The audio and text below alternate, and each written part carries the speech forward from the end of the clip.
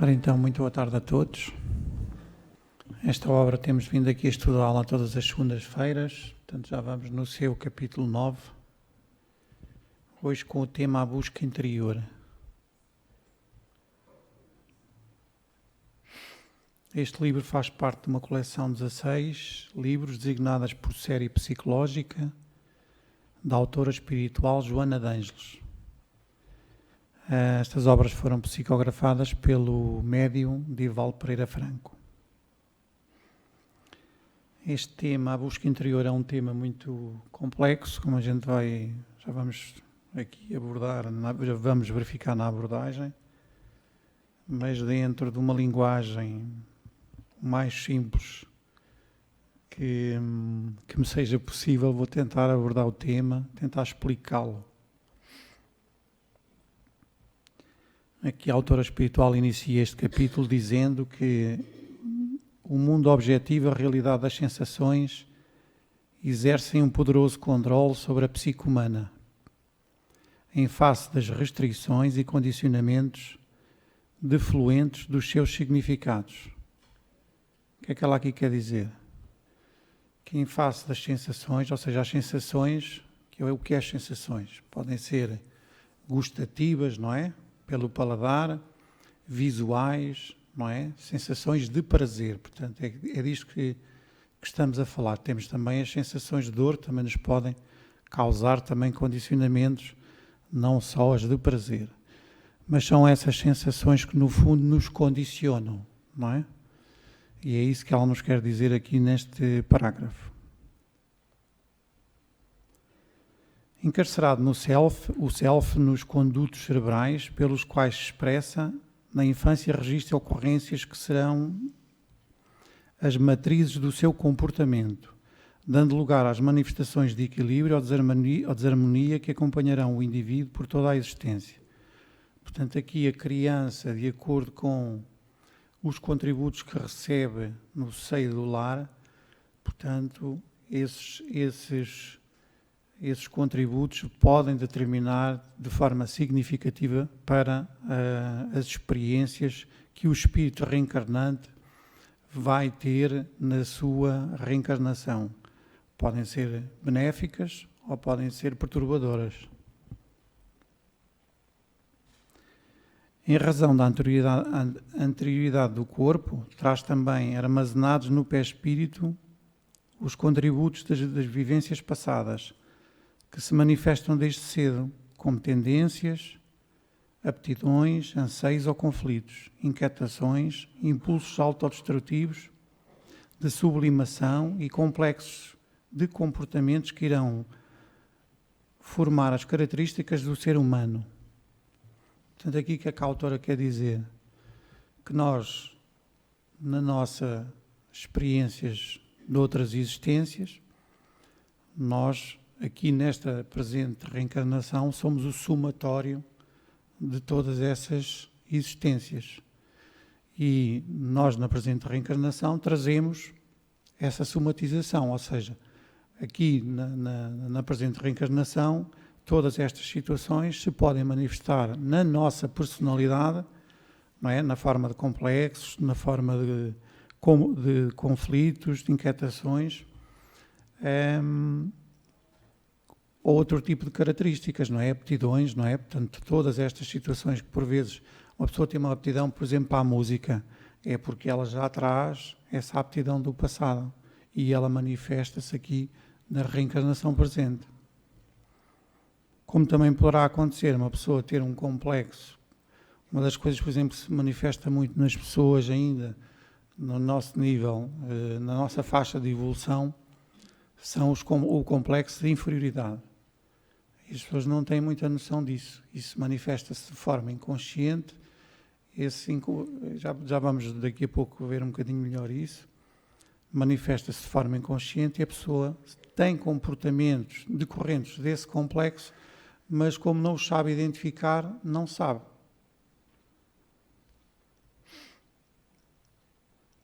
Do ponto de vista psicológico, o inconsciente é o conjunto de processos que agem sobre a conduta, mas escapam à consciência. nós aqui, eu trouxe esta imagem para termos uma ideia do que é que estamos a falar. Nós identificando o inconsciente, portanto, nós temos no nosso ser individual, temos o inconsciente coletivo, que podemos considerar o oceano, não é? Aqui na imagem. Este inconsciente coletivo é o somatório de todas as nossas experiências reencarnatórias. Portanto, essas experiências reencarnatórias estão arquivadas nesse inconsciente coletivo. Depois temos o inconsciente pessoal ou individual. Aqui na imagem está como pessoal, porque foi a imagem que eu encontrei, mas a autora, quando se refere a este inconsciente, refere-se como individual. Que é tudo o que nós vivemos nesta experiência reencarnatória, mas não nos lembramos. Portanto, por exemplo, eu há 2 meses, o que é que eu almocei? Na segunda-feira, por exemplo, no dia 1 de janeiro, o que é que eu almocei? Ou no dia 3 de fevereiro? Não sei, não é? E essas experiências que se passaram no passado estão armazenadas aqui neste inconsciente pessoal.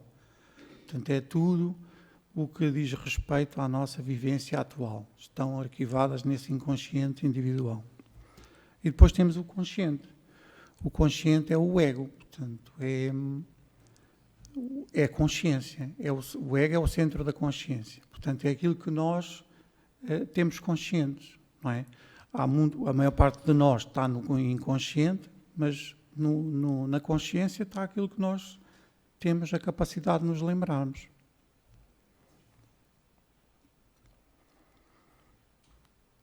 Arquétipo. Nós, para entendermos um pouco o inconsciente, temos que perceber um pouco o que são os arquétipos. O arquétipo é um conceito da psicologia utilizado para representar padrões de comportamento associados a uma personagem ou um papel social. Por exemplo, o arquétipo da mãe, ou do pai, ou da irmã, ou do líder, ou do sábio, ou do herói, são exemplos de arquétipos. Essas personagens têm características percebidas de maneira semelhante por todos os seres humanos. O que é que nós podemos aqui, como é que posso aqui explicar isto? Os arquétipos podemos considerar como sendo subpersonalidades. Ou seja, eu colocado no papel de mãe, ou colocado no papel de pai, ou de irmão, ou de líder, eu tenho em mim padrões comportamentais para eu agir naquele papel. Portanto, os arquétipos são essas subpersonalidades que eu sou colocado nesses papéis que eu estou aqui a explicar. Portanto, estou a dar aqui estes exemplos, mas há muitos outros. E essas características associadas a essa personalidade, a essa subpersonalidade, manifestam-se em mim. Portanto, manifestam-se de forma inconsciente, não é? Essas características manifestam-se de forma inconsciente, eu não me apercebo que elas comandam a minha ação, mas no fundo são essas características que se manifestam de forma inconsciente que nos comandam. Mas já vamos aqui ver um bocadinho mais à frente. Esse conceito foi desenvolvido por Carl Gustav Jung, psiquiatra suíço e fundador da psicologia analítica. Para Jung, esses comportamentos estão no inconsciente coletivo e, por isso, são percebidos de maneira similar por todos. Jung dizia que os arquétipos são uma herança psicológica, ou seja, resultam de experiências de milhares de gerações de seres humanos no enfrentamento de situações cotidianas, tal como estava a explicar. Esses padrões de comportamento complexos, perplexidades, distúrbios, conduta, estados fóbicos, mas também de afetividade, idealismo, significação, pertencem ao espírito como aquisições de experiências passadas, que periodicamente nele se expressam.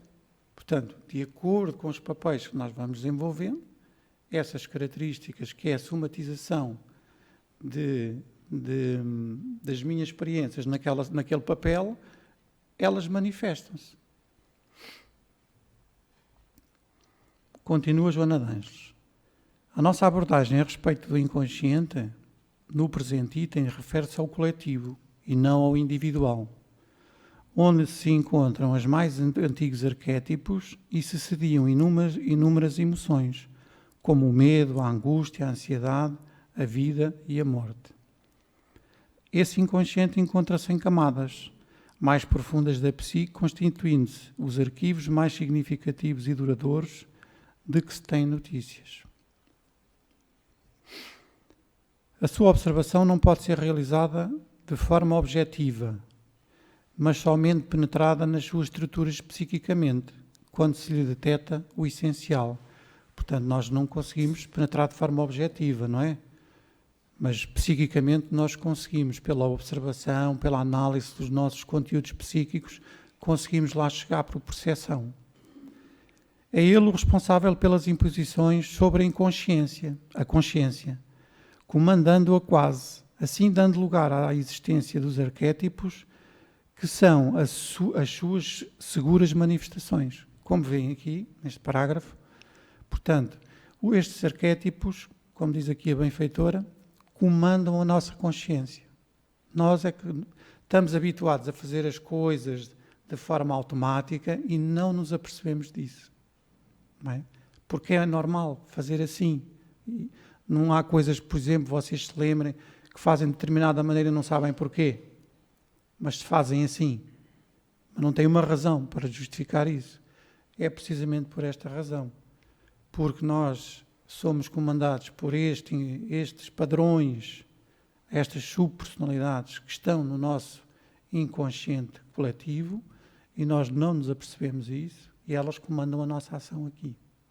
Portanto, para penetrar nelas é preciso trabalho, é preciso conhecimento para fazer um trabalho de autoconsciência, digamos assim. Enquanto a consciência é apenas uma pequena parte da realidade, ele é quase a totalidade na orientação do ser humano. Percebe? Essas imagens primordiais, com formas de dominou Jung no começo das suas investigações, possuem grande força de expressão, porque umas são lembranças doridas, recalcadas e impedidas de manifestarem-se por atentórias aos valores éticos aceitos, dando lugar a inquietações e sofrimentos. Aqui temos o problema... situações que, por exemplo, o ser humano pode identificar nele como sendo manifestações que não são aceitas na sociedade ou no seio familiar, então ele pode reprimir essas situações. Elas mais tarde vão acabar por reaparecer, não é? Porque aquilo que não é tratado ressoma com muito mais força. Mas ele, como não sabe fazer melhor, portanto, acontecem essas situações. Outras, por sua vez, são também imperiosas pelas propostas de dignificação e de ações que constroem o bem interior e ajudam no desenvolvimento da comunidade humana. Portanto, não há só... Portanto, nós temos propensão para situações negativas, porque na nossa experiência, no nosso estado evolutivo, o ser humano ainda tem muita tendência da parte negativa, mas muitos já têm a tendência da parte positiva, já buscam a construção do bem. Na abrangência do conceito reencarnacionista e todo o seu conteúdo de lembranças arquivadas, mas não mortas, a existência atual de cada indivíduo é sempre o somatório daquelas vivências que necessitam de libertação. Não poucas reaparecem como tendências e aptidões guiando o self e o ego, mas também lhes sofrem as influências conforme a natureza de cada fato que representam. Os exercícios da meditação, os treinamentos da yoga, as leituras edificantes, com as consequentes fixações e reflexões, a oração bem direcionada e frequentemente constituem mecanismos seguros de penetração no inconsciente, nele diluindo impressões infelizes, estimulando lembranças honoráveis, enquanto se abrem as comportas do superconsciente para a captação das forças sublimes da paternidade divina. Sem dúvida, vive-se mais sobre a ação dos fenómenos automáticos, das imposições do inconsciente, em face da necessidade de libertação desses fatores de perturbação, no fundo, que necessitam da catarse libertadora a benefício da lucidez e plenitude do self, da aceitação da sombra, da harmonia do ânimos, rumando-se em direção da felicidade. Ou seja, aqui, quando está aqui sublinhado, não é? Em face das necessidades de libertação dos fatores de perturbação. Portanto, estes fatores ressumam que é a nossa consciência, que é precisamente para nós tomarmos consciência deles e para eles poderem ser diluídos, serem conduzidos. Portanto, agora a pessoa, quando não sabe, reprime-os. E isso vai dificultar depois o processo mais à frente. Enquanto o inconsciente permanece ignorado pelo ego, não é? Que se atribui a capacidade de impor-se ao self, o self aqui como um ser profundo, o espírito, digamos assim, na tormentosa ambição do poder e do prazer, serão liberadas impressões destrutivas, porque tormentosas e insustentáveis. É impositivo primordial para a saúde a penetração do ser consciente nos arquivos do inconsciente, equipado, no entanto, do entendimento e de valor moral, a fim de auto-enfrentar-se, não se permitindo o surgimento de conflitos pelo descobrir-se como realmente se é, e não conforme se pensa ou se projeta para o mundo exterior. Portanto, este é um trabalho que deve ser feito com calma. O ser deve fazer este trabalho de forma tranquila, isto é preciso criar alicerces de entendimento para se fazer uma autoanálise e para essa autoanálise ter proveito e não entrar em conflito, não é? Porque por vezes as pessoas entram em conflito porque elas já se julgam, se colocam num patamar de pureza ou de perfeição que na verdade não têm. E quando elas começam a tomar conhecimento do verdadeiro ser que são, não é? Por estes processos, por estes autoanálises, por este conhecimento que vai sendo trazido, portanto elas podem entrar em conflitos. É preciso ter madureza neste tipo de casos, de situação, a pessoa ter a consciência de, neste autoenfrentamento, saber-se analisar e aceitar-se tal como é, não como aquilo que gostaria de ser. E se calhar gostaríamos de ser todos perfeitos, mas ainda não somos. Portanto, então, o ideal é nós tentarmos nos analisar e aceitarmos tal como somos.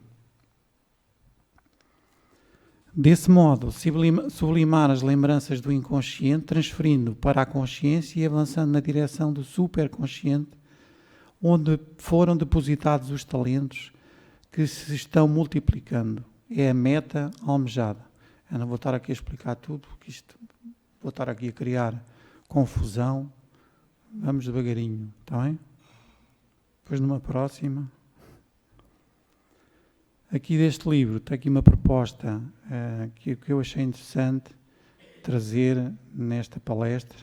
O ser consciente deve trabalhar-se sempre partindo do ponto inicial da sua realidade psicológica, aceitando-se como é e aprimorando-se sem cessar. Somente consegue essa lucidez aquele que se autoanalise, disposto a encontrar-se sem máscaras, ou sem máscara, sem deterioração. Para isso, não se julga, nem se justifica, não se acusa, nem se culpa, apenas descobre-se. Fé e religião. O ser humano é, na sua essência, um animal religioso. A sua busca de religiosidade leva-o a vincular-se às diferentes correntes doutrinárias, procurando segurança e harmonia na trajetória física. As suas experiências de fé religiosa concedem-lhe vigor e dão-lhe coragem nas situações difíceis e ante os desafios.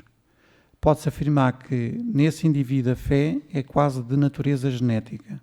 Há uma crença universal em Deus, não importando o nome que se lhe dê, a forma como se o compreenda. Atavicamente, o arquétipo divino que nele se expressa através do self é um fenómeno natural.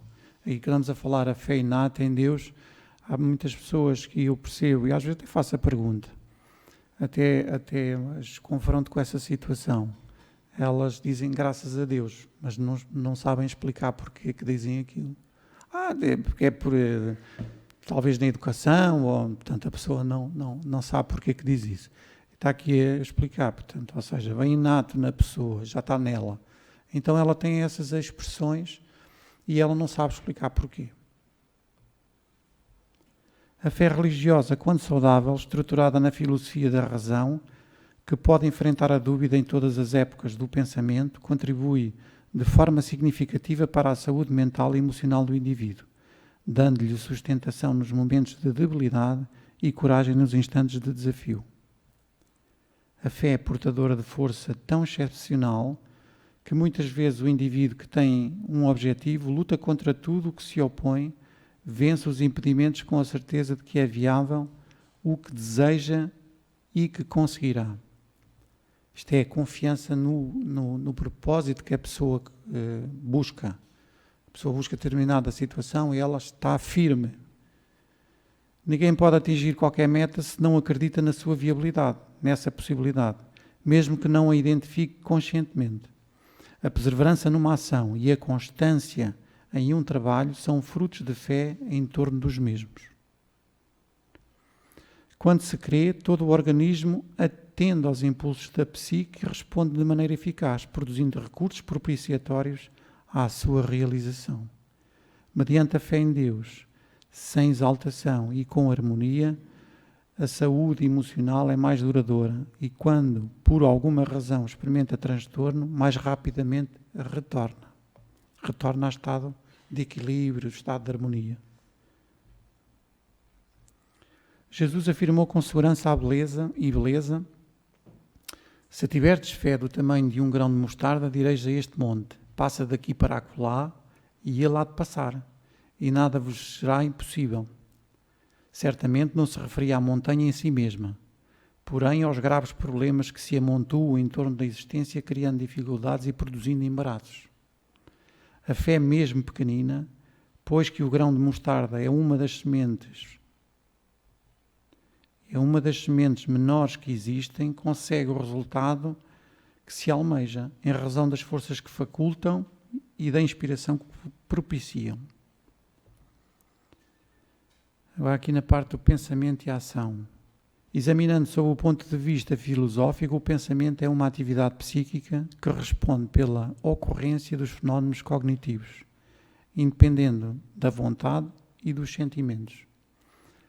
Através do pensamento, cada ser humano eleva ao seu estágio de evolução, caracterizando-se pela nobreza das ideias que formula ou pela vulgaridade em que se compraz.